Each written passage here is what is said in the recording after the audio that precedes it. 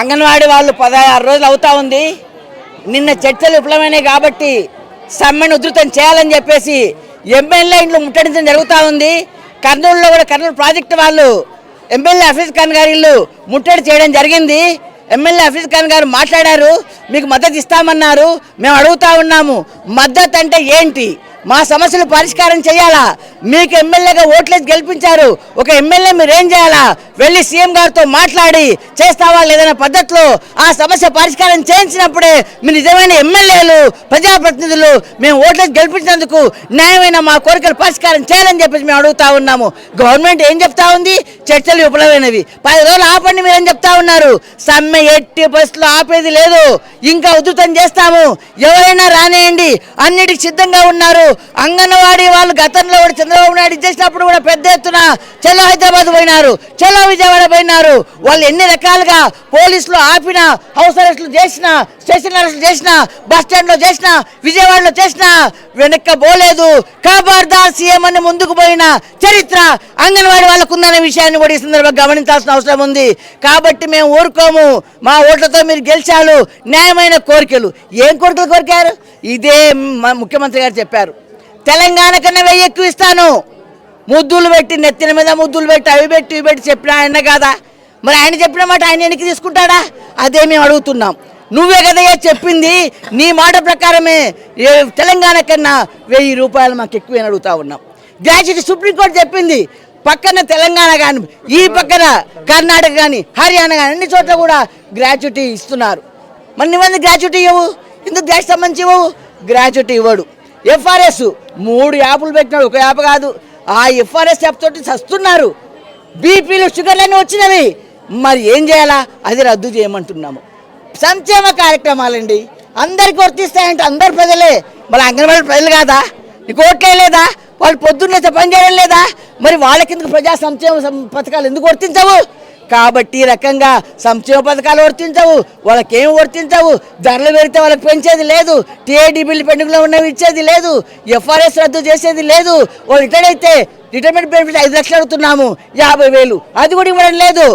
వాళ్ళు రిటైర్ అయిపోయిన తర్వాత పెన్షన్ లేదు.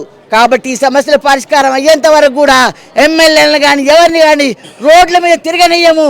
ఖబర్దార్ అనే పద్ధతిలో అంగన్వాడీ వర్కర్స్ ఉంటారనే విషయాన్ని కూడా గమనించాలని కోరుతాము. 16వ రోజు అంగన్వాడీ సమ్మెలో భాగంగా రాష్ట్ర జాయింట్ యాక్షన్ కమిటీ ఇచ్చిన పిలుపు మేరకు కర్నూలులో ఎమ్మెల్యే హఫీజ్ ఖాన్ గారి ఇంటి దగ్గరికి వచ్చి ముట్టడి చేయడం జరిగింది.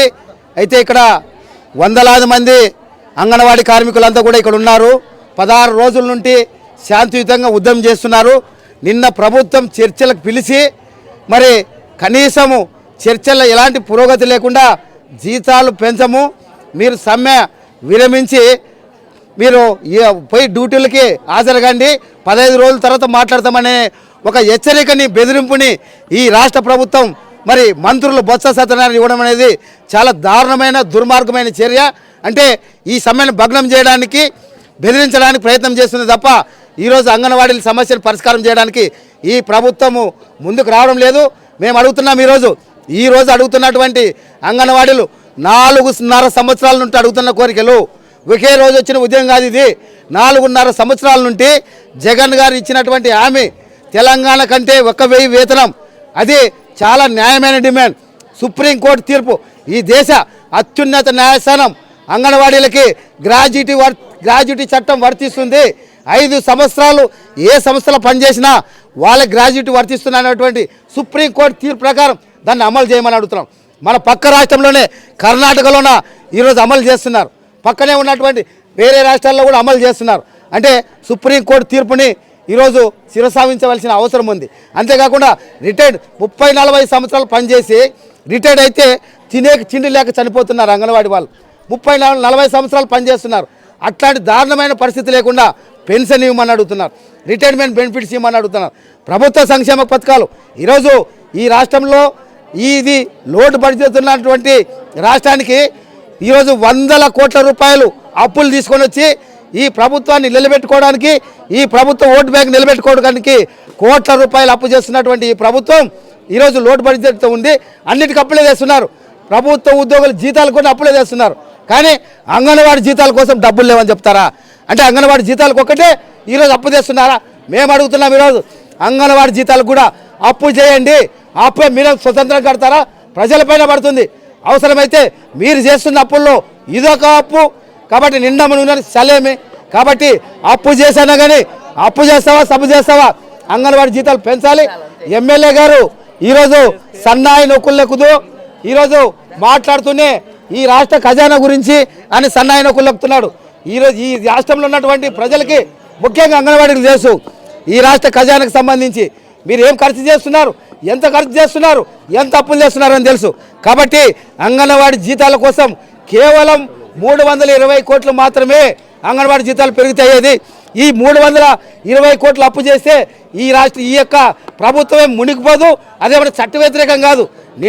పోయిన నెలలోనే 1000 కోట్ల అప్పు తీసుకొచ్చారు. 1000 కోట్ల అప్పు తీసుకొచ్చి నీ ప్రభుత్వం నడుపుతున్నావు. ఇంకో 320 కోట్లు తీసుకొచ్చి అంగన్వాడీ జీతాలు పెంచాలని చెప్పేసి డిమాండ్ చేస్తున్నాం. ఎమ్మెల్యే గారు సానుకూలంగా స్పందించి ముఖ్యమంత్రి దృష్టికి మంత్రులు తీసుకుపోయి ఈ సమస్య పరిష్కారానికి కృషి చేయాలని చెప్పేసి మనవి చేస్తున్నాం. మరిన్ని వీడియోస్ కోసం ఛానల్ ని సబ్స్క్రైబ్ చేయండి. లేటెస్ట్ అప్డేట్స్ కోసం వాట్సాప్ ఛానల్ ని ఫాలో చేయండి. అండ్ లింక్ డిస్క్రిప్షన్ లో ఉంది.